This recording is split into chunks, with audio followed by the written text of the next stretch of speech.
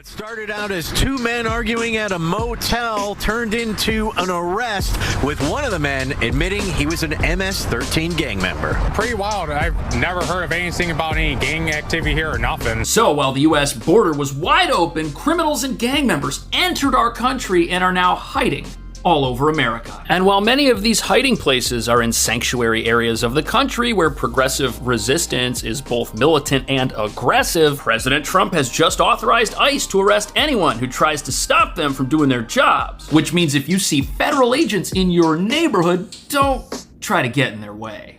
But according to U.S. Border Patrol and Customs, the two men arrested at the Sterling Heights Super 8 were not in the country legally. This photo shows the MS-13 tattoo of one of the men, and border agents say he admitted to serving 20 years in a Salvadorian prison for the murder of a rival gang member. ICE has not released the name of the man they arrested, but they say he is one of El Salvador's top 100 most wanted fugitives. ICE says they also arrested the person he lived with. Are we ready to fight back? Yeah! They was pushing me, they was harassing me. When I told them to keep their distance, they pushed me down the floor and handcuffed me. People over here only working, nobody here doing nothing bad. Those who didn't have proper ID were zip-tied and taken away in vans. The Department of Homeland Security says on Thursday they were serving a warrant at Glass House Farms for allegedly hiring and harboring undocumented workers. An official with Customs and Border Patrol says at least 10 migrant children were rescued from potential exploitation.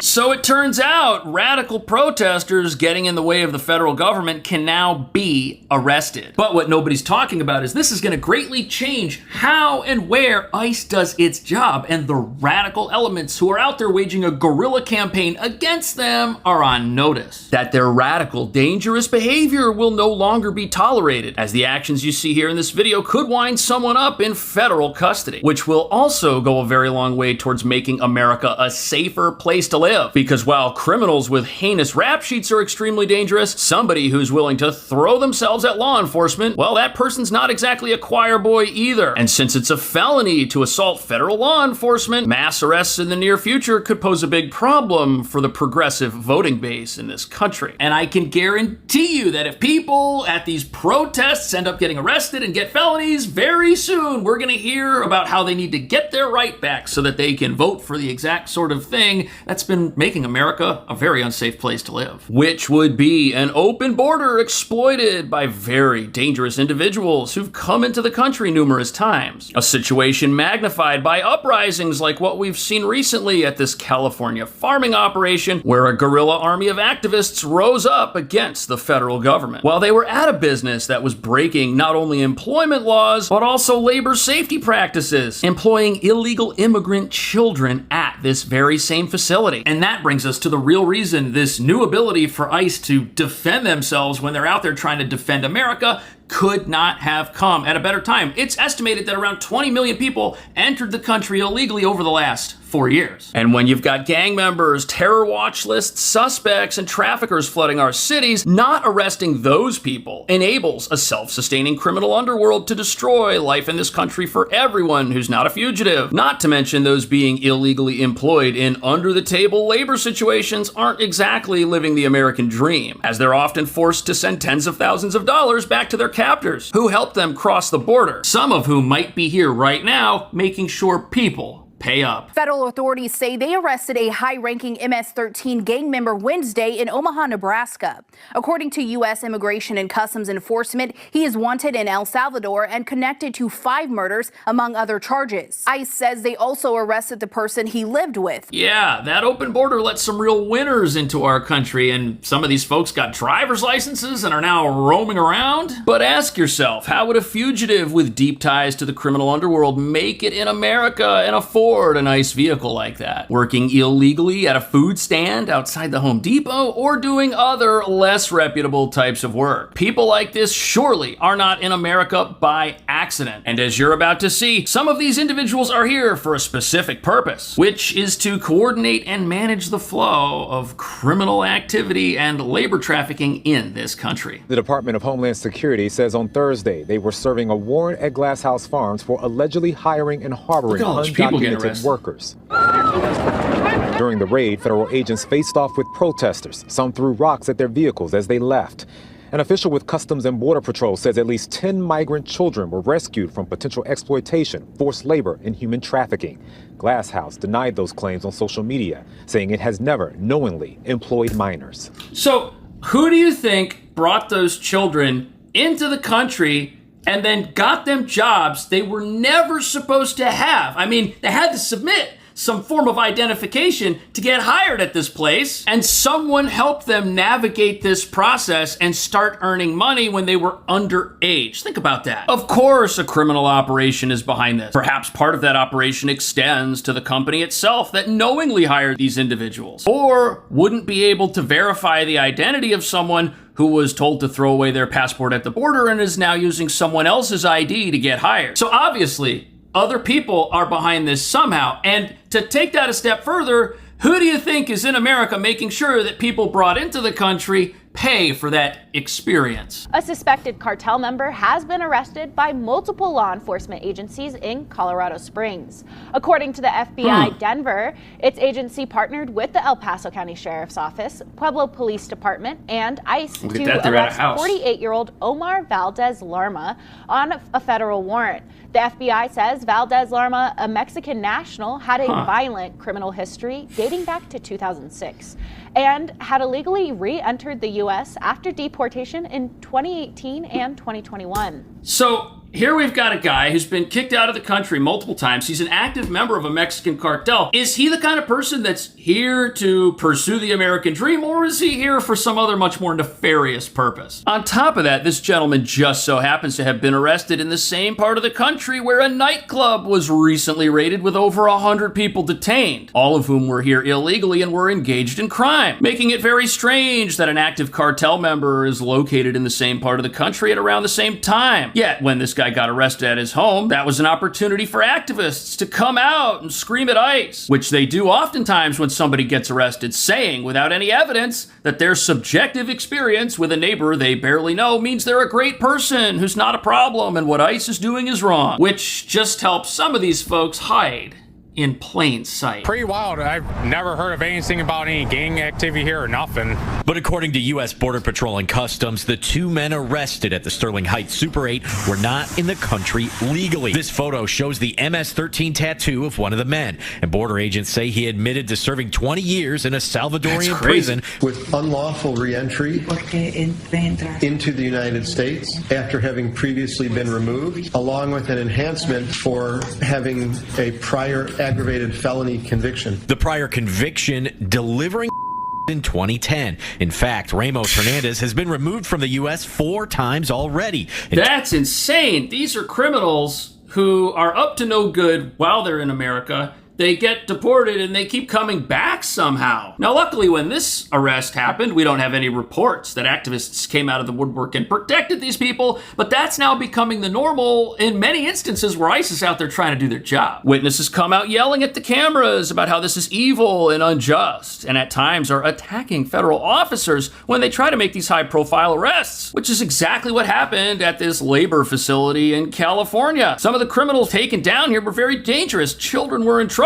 Yet that's what these activists are out there defending. They think this is perfectly okay. And they don't think there's anything wrong with people who aren't supposed to be here being here. 40 agents with U.S. Customs and Border Protection were on the warehouse property of Alba Wine and Spirits, demanding identification from anyone working there.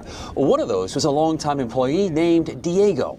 They was pushing me. They was harassing me. When I told them to keep their distance, they pushed me down the floor and handcuffed me. Once they ran his identification and learned he is a legal resident, Diego was given a wristband. I feel like an animal right now being tagged like this. People over here only working, nobody here doing nothing bad. Well, wait a second. That's a very subjective way to look at this whole thing. Just because somebody enters the country without permission and gets a job and works with you and you guys might sit at the same lunchroom doesn't mean that person is without a dangerous criminal past. And there was a massive criminal investigation at this warehouse in New Jersey, which is in a sanctuary state. Yet because the people getting arrested don't have a massive list of whatever their offenses are taped to their t-shirts, some of the people witnessing this look around and say that something awful is going on. But this hostility is part of the reason why ICE needs to be able to make make more arrests, because if things boil over, everyone's in danger, including the person getting arrested who these activists claim that they care about. Those who didn't have proper ID were zip-tied and taken away in vans.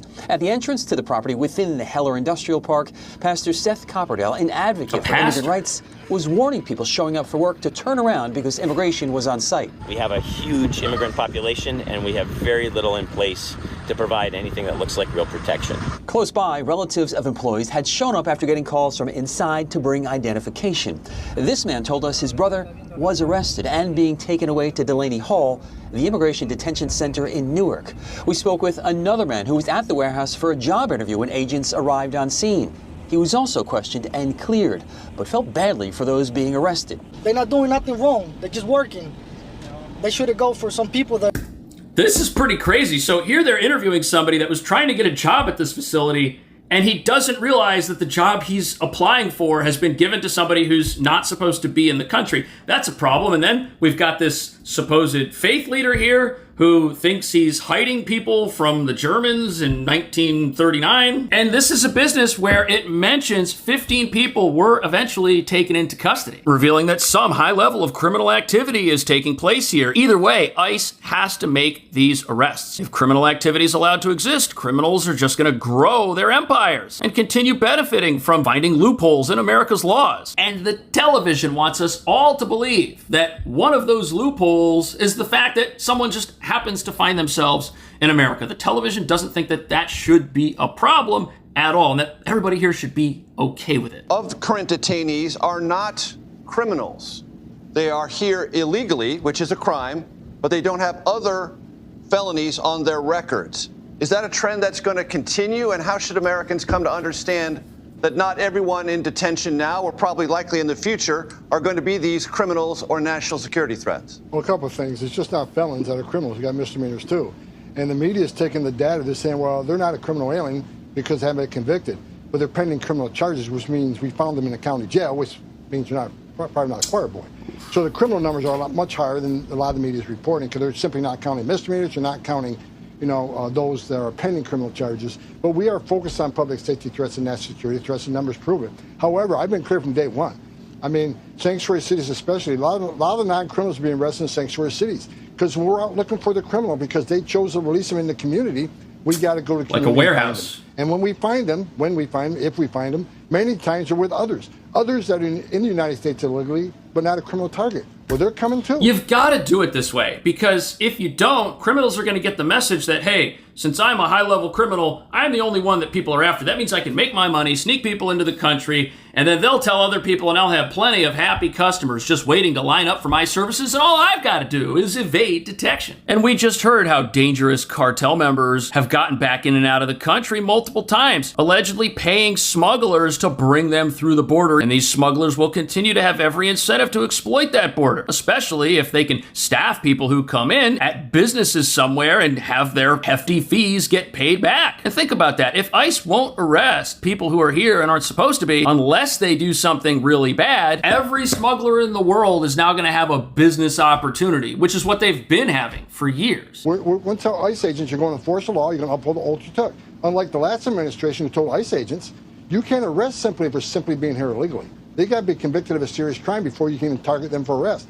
We're getting back to what the law says. ICE agents are going to arrest people being in the country illegally. We still focus on public safety threats and national security threats, but if we find an illegal alien in the process of doing that, they're going to be arrested too. If you're in the country illegally, you're not off the table. That's why we want the non-criminals to take advantage of the CBP Home app. Put your affairs together, and go home and leave yourself an opportunity to come back under a legal program, whether it's a visitor visa, a tourist visa, a work visa, or maybe you have a U.S. citizen child here that can petition for you. Leave yourself an opportunity to come back to the... Right, and that's the other part of this that people don't understand. There's folks in the country right now that were brought in under a fraudulent program, and now, since that program that allowed millions of people to claim asylum and stay here with court dates that go way into the future, now that that's been determined to have been in violation of the law, people are being told, hey, look, you've got to do this the right way. Deport yourself and then try to come back in legally. You can still apply for asylum even, you just can't do it while remaining in America. And think about what that system allowed. That system allowed these smugglers and these criminals to bring people across the border, and then those people would get rewarded with the opportunity to stay here while they work their way through our court system. And while that was going on, some of these people were able to get working permission. A lot of people got working permission. It was temporary, but that allowed social security numbers, tax IDs, and photo IDs to become this hot commodity that people were now trading with each other, which might be how some people were able to get jobs at legitimate businesses, even though they were underage. None of it's a good situation, and unless the entire situation is dealt with from start to finish, the opportunity and incentive for these criminals will still be there. That's why ICE is coming to neighborhoods. That's why ICE is going to businesses. They have to, especially if they can't arrest these bad guys in the jails of some of these sanctuary cities. What do you think about that? Thank you so much for watching. I'll see you in the next video.